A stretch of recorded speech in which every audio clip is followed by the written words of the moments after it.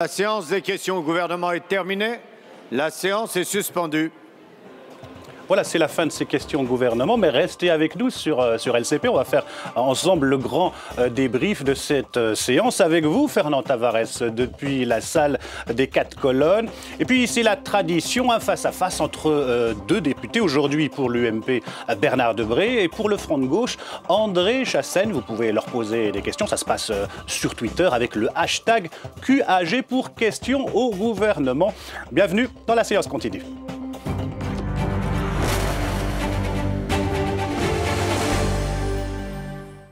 Alors, bonjour messieurs. Une question à dominer ces questions au gouvernement. Comment relancer l'investissement? Emmanuel Valls a fait une série d'annonces ce matin pour relancer l'investissement privé, l'investissement public. Voilà, l'investissement nouveau totem de l'exécutif. Il en a été question dans cette séance des questions au gouvernement. On écoute le Premier ministre avec cette annonce principale, ce geste fiscal, cet avantage fiscal. On écoute Manuel Valls et on réagit juste après.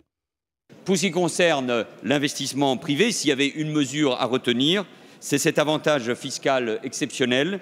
Les investissements industriels réalisés au cours des 12 prochains mois permettront aux entreprises de réduire leurs impôts sur les bénéfices.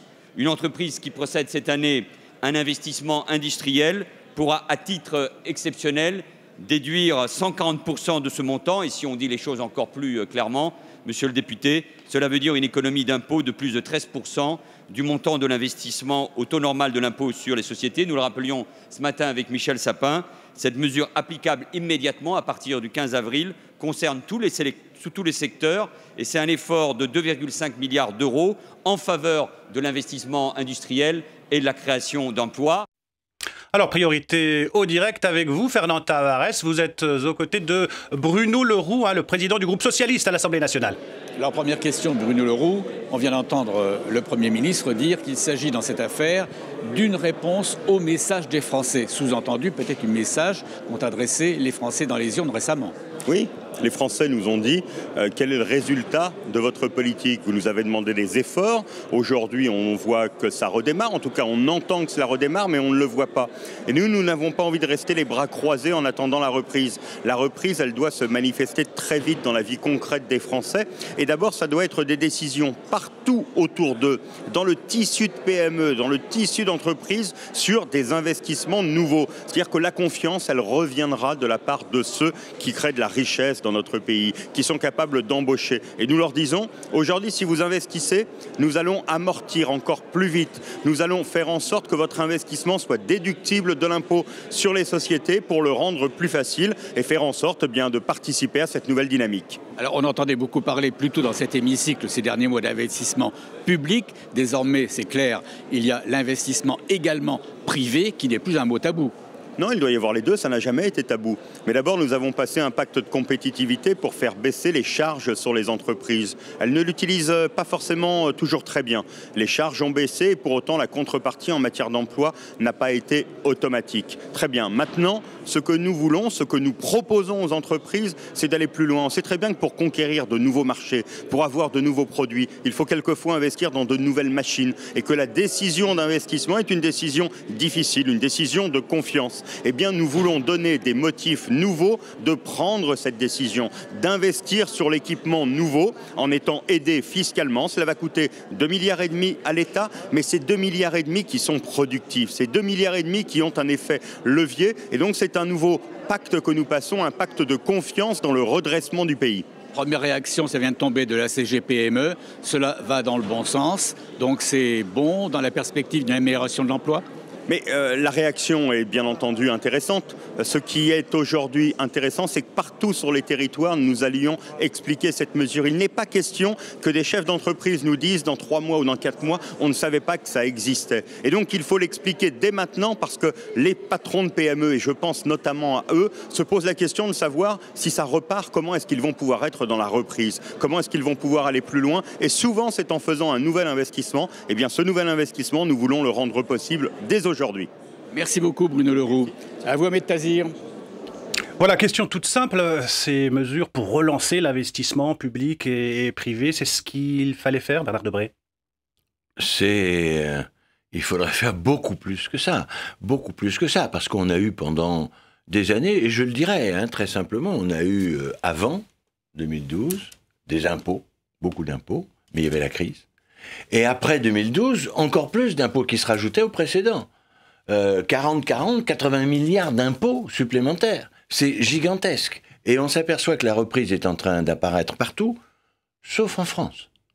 Pourquoi ? Parce que les Français n'ont pas d'argent et qu'ils ne peuvent pas consommer, même si la consommation commence à un peu augmenter.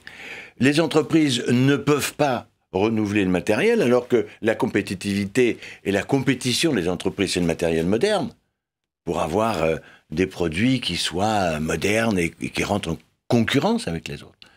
Et tout ça, ça a été oublié. Alors, nous avons une chance, qui n'est pas une chance due au gouvernement, c'est qu'il y a la baisse du pétrole. Ça, c'est très important. Il y a la baisse de l'euro, qui permet d'avoir des produits plus compétitifs. On ne peut pas se satisfaire de cela. Et puis, non, donc on ne veut pas se satisfaire de ça, il faut avoir la confiance. Et la confiance, pour l'instant, le gouvernement ne l'a pas. André Chassaigne, ce geste fiscal pour relancer l'investissement pour les entreprises, est-ce que c'est ce qu'il fallait faire? Est-ce que c'est assez?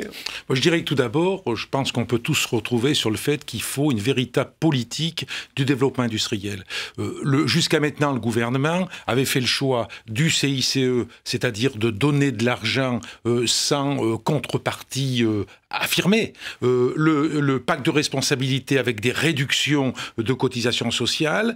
Et on voit bien que le résultat n'est pas au rendez-vous. Et on a, en quelque sorte, aujourd'hui, une forme de constat d'échec de cette politique-là. Donc, le fait de faciliter l'investissement, c'est une bonne chose, à condition, je crois, que l'on cible davantage. Pour notre part, on est plutôt favorable à faciliter l'investissement des petites et moyennes entreprises, plutôt que de verser de l'argent supplémentaire à des grands groupes qui utiliseront cet argent pour alimenter leurs actionnaires. Ça, c'est en fait la mise en musique de ce qu'on appelle la politique de l'offre pour plus de compétitivité. Mais reste le problème, et mon collègue l'a souligné, reste le problème du pouvoir d'achat des Français. C'est-à-dire, on peut bien moderniser l'outil de travail, si les carnets de commandes sont vides, si on ne donne pas de pouvoir d'achat aux Françaises et aux Français, à ceux qui vivent dans notre pays, ça n'aura pas le résultat. C'est vrai que c'est pour cette raison que là, par contre, on ne sera pas d'accord. Nous, on pense qu'il faut augmenter les salaires, qu'il faut augmenter les revenus, de façon à ce qu'on relance la machine économique. Autre mesure annoncée par Manuel Valls, la relance de l'investissement public, cette fois par le remboursement de la TVA pour les entreprises qui investissent.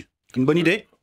Écoutez, c'est une façon de faire qui permet justement aux entreprises de défalquer de leurs impôts l'investissement concret. Et ça, je pense qu'on sera d'accord sur ce thème. Ça permet, quand on achète du matériel, de le suramortir, de l'amortir plus vite, ce qui fait que les entreprises seront peut-être incitées, mais c'est pas grand-chose. La question portait sur le public aussi, l'investissement public. Oui, c'est le public. Alors, non, mais sur l'investissement public, c'est la question des investissements faits en particulier par les collectivités territoriales. Or, la baisse des dotations, attention, elle est chiffrée à 11 milliards d'euros, c'est beaucoup plus. Parce que quand vous enlevez 1,5 milliard une année, ensuite l'année suivante, vous enlevez 1,5 milliard plus le 1,5 milliard de l'année précédente, l'Association des maires de France a fait le calcul que cumulé, le manque à gagner jusqu'en 2017 devrait être de 28 milliards d'euros à peu près. Or, les conséquences, c'est qu'une commune qui peut pas, par exemple une petite commune rurale, et j'en connais, j'ai moi-même été maire pendant 27 ans d'une commune de 500 habitants. Une petite commune rurale, si vous lui enlevez par exemple 6 ou 7 000 euros de dotation, ça va représenter 20 à 25% de ses investissements routiers. Ou de travaux faits dans les bâtiments publics. C'est donc une conséquence pour les entreprises locales. C'est le point le plus faible de tout ce qui a été annoncé tout à l'heure. On nous dit, vous avez raison de dire, il y a une dotation qui va diminuer de 11 milliards. C'est pas 11 milliards, c'est beaucoup plus que 11 milliards. Mettez-vous. C'est 28 milliards en cumul. Vraisemblablement. Mais moi, j'ai été maire aussi pendant 10 ans d'une commune de 12 000 habitants, Amboise. C'est vrai qu'on n'aura plus de possibilités d'investissement. On aura, et alors là, Valls nous dit, je vous annoncerai en mois de mai comment est-ce que je vais compenser. Mais comment va-t-il compenser? Mais il trouve cet argent. Il va le trouver par les impôts supplémentaires, par des diminutions d'impôts, j'en sais rien.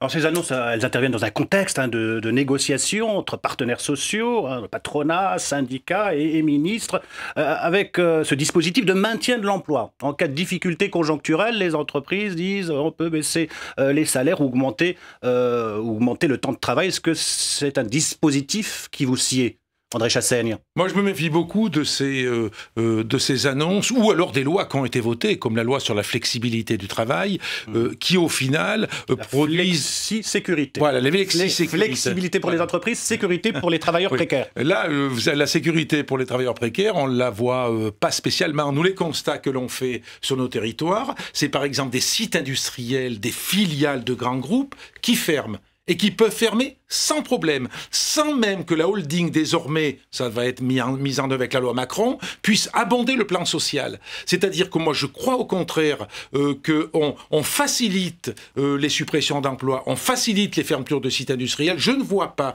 dans la politique gouvernementale des mesures fortes. Moi je pense, on ne sera pas d'accord là-dessus, mais moi je pense qu'il faut interdire par exemple les licenciements boursiers. On a proposé une loi, on avait une proposition de loi par rapport à ça, que des entreprises versent des centaines de millions à leurs actionnaires, à leurs actionnaires, et au final licencient des sites, ça c'est pas acceptable.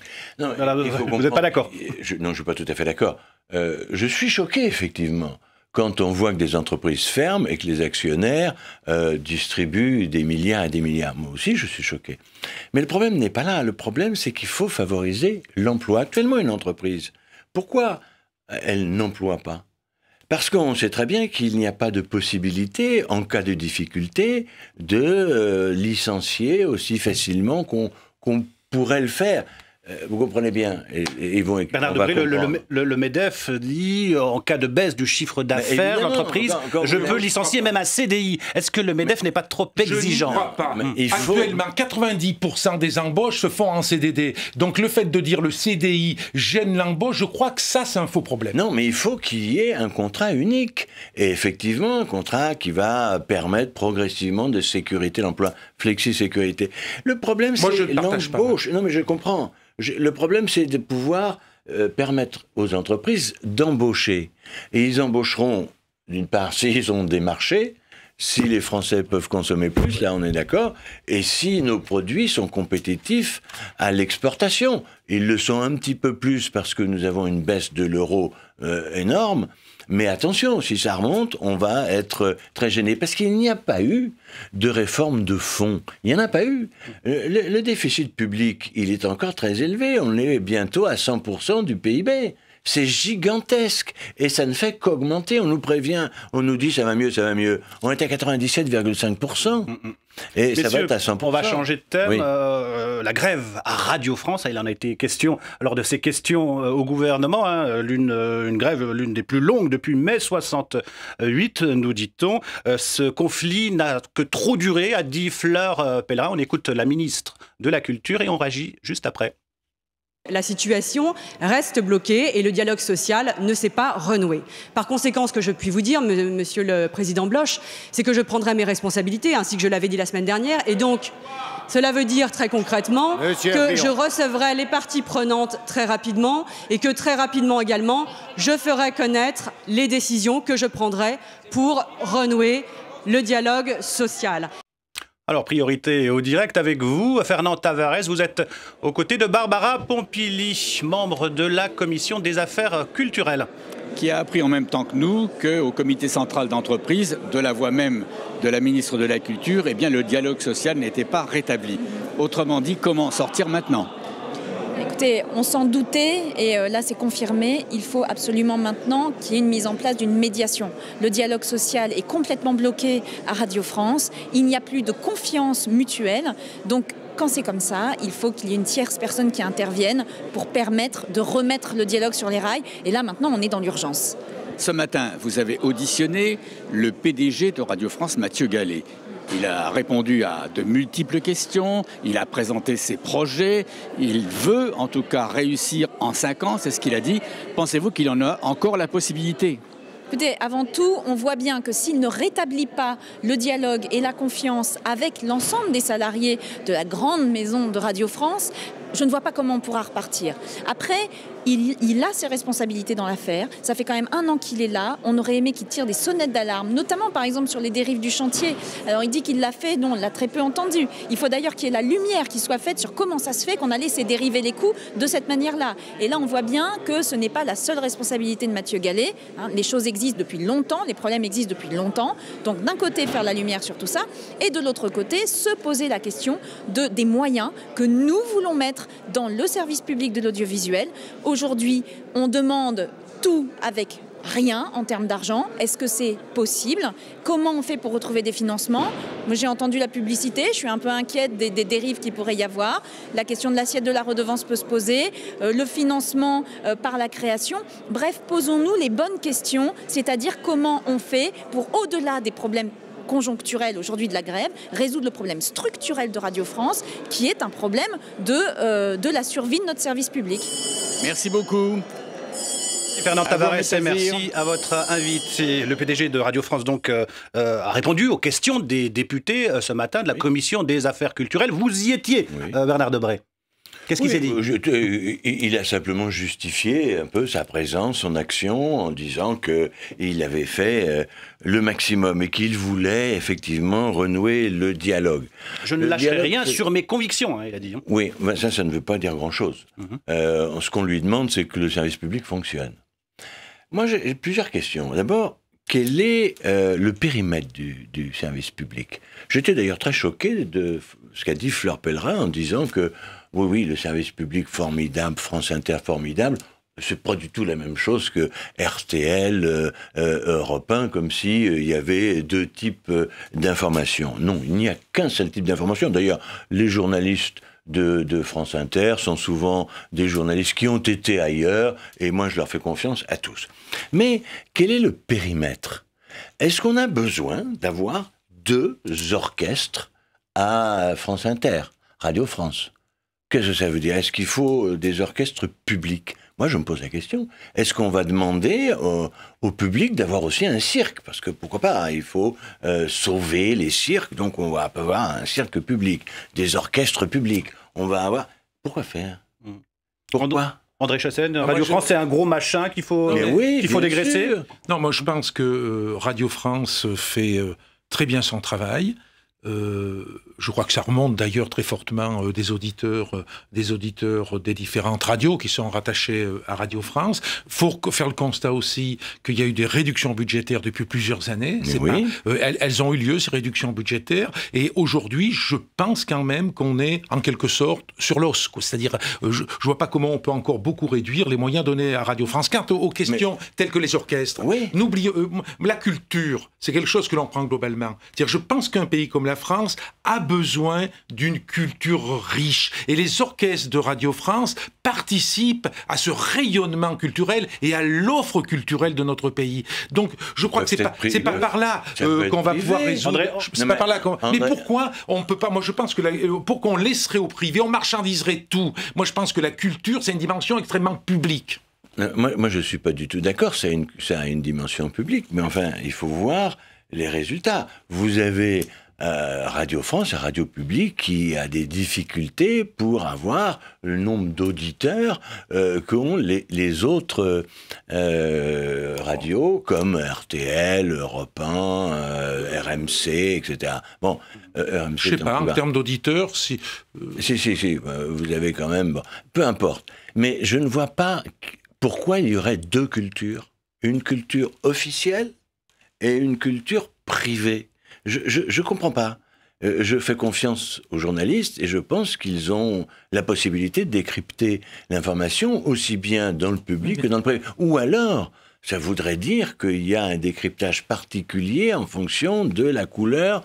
Oui, mais la culture, je pense que la culture, c'est pas une marchandise comme une autre. On est dans une société, on veut tout marchandiser. Et je crois que la prise en charge de la culture publique a une autre dimension, une autre richesse qu'une culture qui peut être soumise à des intérêts mercantiles. André Chassaigne, au-delà de la culture, il y a quand même des emplois qui sont en jeu. Il y a le plan stratégique de Mathieu Gallet, il annonce la suppression de plus de 300 emplois. Il y a eu un comité extraordinaire d'entreprise cet après-midi, très vite suspendu. La situation reste bloqué. Pourquoi il n'y a pas de médiation? Je n'arrive pas à comprendre ce refus, du gouvernement de mettre en place un médiateur. Je pense que c'est la priorité des priorités. Il faut véritablement mettre tout sur la table. On n'a pas affaire à des salariés de Radio France qui refusent toute discussion. Ce qu'ils veulent, c'est qu'il y ait la transparence, c'est qu'on étudie tranquillement les différentes solutions. Et dans la mesure où c'est bloqué avec Mathieu Gallet, c'est complètement bloqué, il faut un médiateur. Il faudrait quand même voir, encore une fois, je le répète, quels sont les politiques, les objectifs, qu'est-ce que veut et Mathieu Gallet et le gouvernement. Je vais donner un exemple.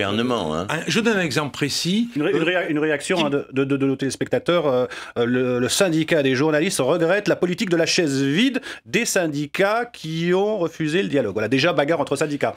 Je vais donner un exemple sur ce qui pourrait être les conséquences. Moi, j'habite dans un petit village en montagne, à près de 1000 mètres d'altitude, au fin fond de l'Auvergne. Et quand je dis le fin fond, c'est pas péjoratif. On arrive à capter Radio France par les grandes ondes. C'est très compliqué de prendre la modulation de fréquence. Et je lis dans les propositions de Mathieu Gallet qui vont supprimer les grandes ondes. C'est-à-dire que des populations qui sont des populations rurales n'auront pas le même accès. Voilà le type de proposition pour ma part. Pour économiser quoi? Je me pose la question. Non, mais je suis d'accord avec vous, mais ça, c'est rien du tout. Mais n'empêche qu'ils le maintiennent. Mais c'est pas ça la grande politique. La politique, évidemment, quand on a une radio, quelle qu'elle soit d'ailleurs, il faut couvrir le territoire. Parce que si on ne couvre pas le territoire, on ne s'appelle pas. Mais il faut aussi des radios de proximité.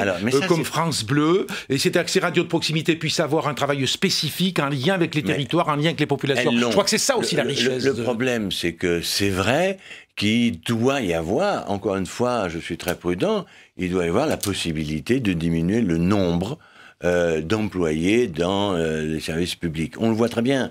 Nous avons en France, à cause des services publics, des dépenses absolument extraordinaires. 57% de nos dépenses sont dues aux services publics. Radio France ne coûte pas plus cher que les radios publiques d'autres pays d'Europe. Bien au contraire, quand on fait la comparaison, avec les BBC, par exemple, c'est 30% moins cher. C'est-à-dire que dire qu'il y a surcoût, je pense que c'est faux. Allez, messieurs, un dernier thème. Trop de personnes. Après le service public de l'audiovisuel, le service public de la santé, il en a été question. En plus, on a un médecin sur le plateau. Il s'agissait de don du sang qui ne doit pas être privatisé selon Marisol Touraine. On l'écoute.